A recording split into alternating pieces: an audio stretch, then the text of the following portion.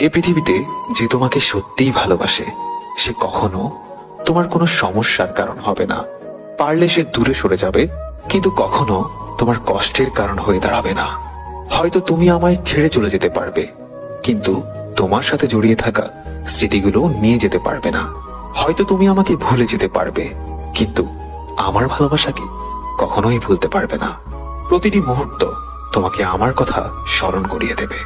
নীরবে চোখের জল ফেলতে হবে আমার এই নিঃস্বার্থ ভালোবাসার জন্য।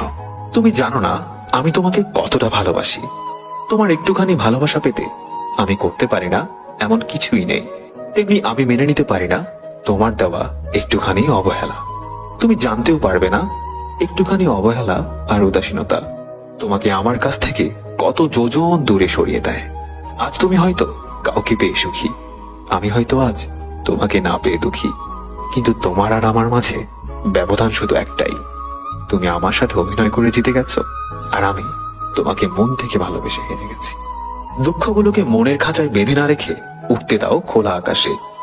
অসীম শূন্যতার এই দুঃখগুলোই একদিন সুখ হয়ে তোমায় ধরা দেবে।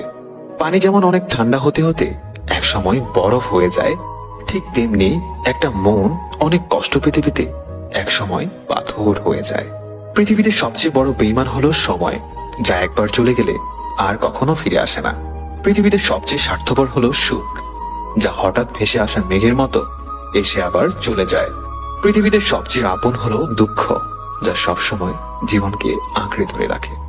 ভালোবাসা হলো এমন একটি মায়া, তুমি যত দূরে যাবে ততই কাছে টানবে, যতই ভুলে যাবে ততই মনে পড়বে, আর যতটুকু হাসবে তার থেকে বেশি কাঁদবে। ভালো লাগার আর ভালো থাকার দিনগুলো কেন জানি দীর্ঘ হয় না। জীবন এমন একটা জায়গায় দাঁড় করিয়ে দেয়, ভালো লাগাটা ধরে রাখতে গেলে হারাতে হয় জীবনের বাস্তবতা, আর বাস্তবতা মেনে নিলে হারাতে হয় স্বপ্নগুলোকে। ভুল তোমারও ছিল, যা তুমি বুঝতে পারোনি। রাগ আমারও ছিল, কিন্তু আমি দেখাইনি। ভুলে যেতে আমিও পারতাম, কিন্তু আমি চেষ্টা করিনি, কারণ ভুলে যাওয়ার জন্য আমি তোমাকে ভালোবাসিনি। মন খারাপের দিনগুলোতে প্রথম প্রথম সবাই সঙ্গ দেয়। একদিন অথবা 2 দিন পর মন খারাপ থাকার বিষয়টা বিরক্তির কারণ হয়ে ওঠে সবার কাছে। শুধু কেউ বোঝে না কি ভীষণ কষ্টে মন ভেঙে যায়, কি ভীষণ অভিমানে দূরে চলে যায় আপনজনদের কাছ থেকে। মাঝে মাঝে মনে হয় আমার নিজের বলে কোথাও কিছু নেই। যা নিয়ে যাদের নিয়ে বেঁচে আছি তারা সবাই অন্য কারো, আমি শুধু পরগাছার মতো বেঁচে আছি অন্যের দয়া নিয়ে।